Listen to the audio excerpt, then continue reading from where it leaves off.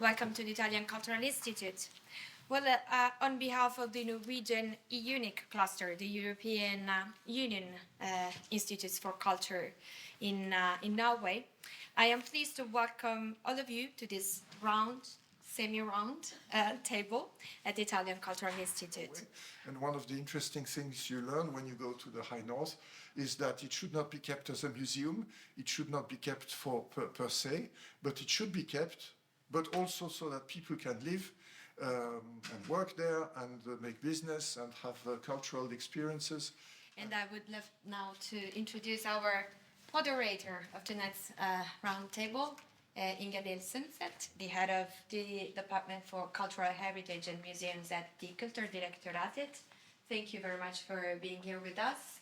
And also thanks to the collaboration of the Cultural Directorate, we could arrange earlier this morning a very special and dedicated workshop. We will now have this excellent panel. They will, one by one, have a presentation. And this is where we live, and this is during the time of the, half of the year it's quite dark where we live, but at least that's what people think. But we, the one of us living there, we like to think of it as a different kind of light. So it's not just a darkness, it's a different kind of light. So 1 hour during the day in December, it looks like this. And that's what we see. We don't see the darkness, we see the different lightnings during the day. And this, to become the European capital of culture and to be able to work against Europe, is to show our perspective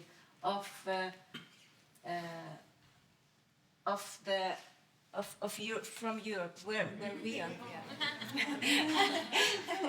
So this is when we show our perspective, it looks like this. Because most of the time, okay, I'll wait until we're talking the pictures. You want me to go? Most of the time, when you look at a map of Europe, it looks like this. And then we are not even there. So we like that possibility to show our perspective of it. And in the beginning, now having the focus on the cultural routes. So when we had a view on that, it's 15 cultural routes going through Austria. 3 are common with Norway, I hope this is correct, and 5 are relevant with our eco projects. Like the first one would be European route of Jewish heritage. Although there was such a rich tradition of Jewish life in the Salzkammergut, which disappeared, it is only touched, Austria is touched by the route of Burgenland, so we are not part of that. So for me, coming here this day, also in the morning, it's kind of, I felt, again, embarrassing because we did not collaborate with European roots, because we simply didn't know. And there is no national institute but that's maybe for later on. That's not just projects. We have a project that could be easily connected, and I guess it will be our legacy to connect projects with potential European cultural roots. A Japanese artist is opening an exhibition in the Ebensee concentration camp. It's a very touching, sensitive installation that opens tomorrow. Bad Ischl is not only famous for the emperor, and the relation to a thermal spa is also given, but in Austria, Baden by Wien is only part of this European route of historic thermal towns. So also that could be with the museum, which has in his reposition that is going to take place this year, a big part about this thermal bathing culture. And of course there's a thermal bath in Bad Ischl. So that's potential routes where we could probably connect with our legacy structure. If we speak about Art Nouveau architecture of Riga, Riga is considered to be the metropolis of Art Nouveau on the world level. This city map shows only main historical part, which is Old Town, and the closest surroundings, the city center, and the marked buildings are Art Nouveau buildings. So 40% of our city center is comprised solely of Art Nouveau buildings. The portraits is only a part of architects who were active during this period and built quite a number of buildings. So the exact number of Art Nouveau buildings are still considered. There are more than 800 totally across the city. Architects were mainly local, but some of them were from abroad. For example, this man in the first row is Michael Eisenstein, who is the father of famous film director Sergei Eisenstein, who you probably have heard. He was building in Riga as well.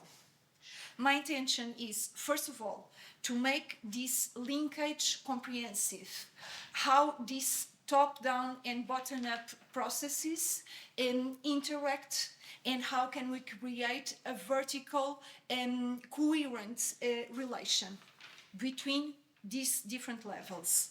In a complementary way, it is my purpose to illuminate the work we have been doing as a contribution to a wider reflection around cultural roots, enhancements, management and governance, transformative power, namely social, economic and ecological impact assessment, which for us is a very critical issue.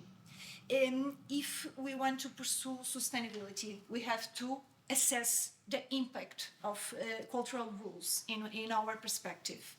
Furthermore, it is my purpose to briefly give the state of the arts of cultural roots in Portugal and a glimpse on the collaborative dynamics in progress.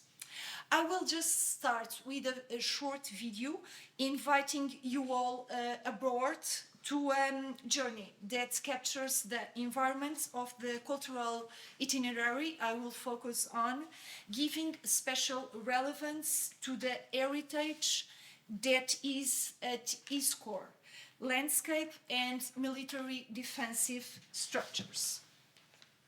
The Camino de Santiago is a Christian pilgrimage route to the tomb of the Apostle St. James. The way which underwent a major revival in recent decades was the first European cultural itinerary to be declared by the Council of Europe in October 1987. The history of the Jacobean phenomenon dates back to the 19th century, when the remains of what are considered to be remains for St. James of Reed were found on the present site on the city of Santiago. The recognition of their authenticity by the Church of Rome gave rise during the Middle Ages to a massive movement of pilgrims touring the distant point of Europe into one of the most important Christianity, along with Rome and Jerusalem. We want to build a European cultural route based on the story, the journey, and the values told by Pietro Querini, experience and HQ experience. So what are the different meanings of Via Querinis according to our idea? First, value. Value of hospitality, solidarity, discovering, meeting between different kinds of knowledge, of people, that was represented by what happened in that small island in Rost in 1432.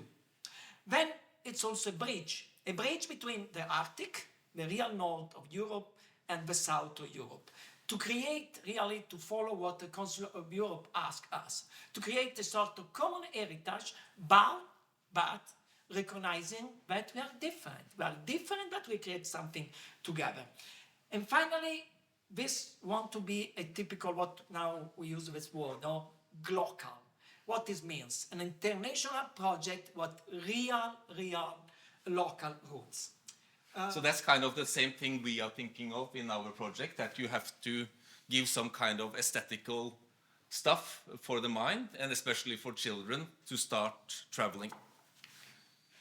But we discovered, not just us, but everyone, what the magic of virtual reality, and that is that actually in much more than 2D TV, it can take you a place you are not able to get in space or and or in time? Because we have started the work with a European route of lighthouses. We are at the moment 6 countries, and the owners of the lighthouses and the volunteer organizations are working together. Last year we made this organization, and I was lucky to get to be the leader in the beginning. A lot of work, of course, and a lot of learning.